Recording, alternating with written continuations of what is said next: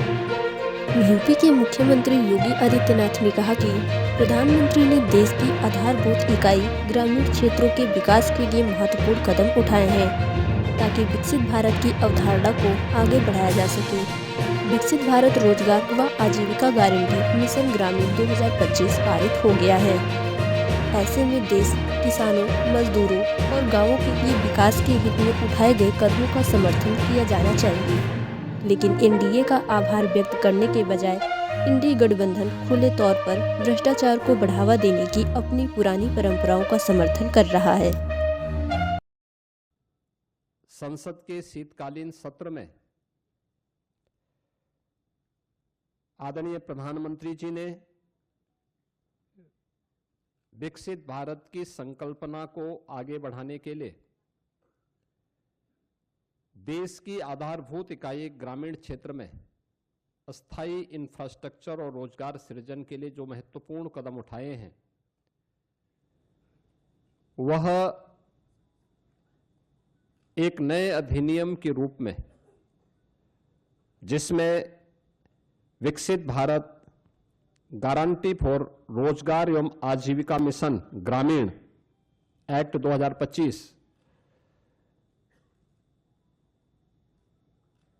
इस बात को लेकर के एक महत्वपूर्ण अधिनियम पारित हुआ है जो भारत के ग्रामीण विकास की दिशा से एक मील का पत्थर साबित होने जा रहा है। मित्रों, ये प्रेस वार्ता करने की आवश्यकता इसलिए पड़ी है क्योंकि जिन लोगों ने देश के अंदर लंबे समय तक देश के संसाधनों पर डकैती डाली, देश के एक गरीब को भूखों मरने के लिए, देश के नौजवान को पलायन करने के लिए, बेरोजगारी का दंश झेलने के लिए मजबूर कर दिया था, वे लोग इस प्रकार के रिफॉर्म का और इस प्रकार के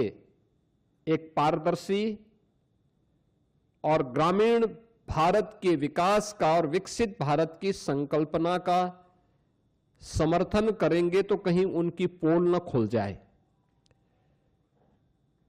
क्योंकि फिर जनता जनार्दन उनसे प्रश्न करेगी कि आखिर तुम्हें भी तो मौका मिला था, तुमने ये क्यों नहीं किया। कांग्रेस और उनका इंडी गठबंधन इस महत्वपूर्ण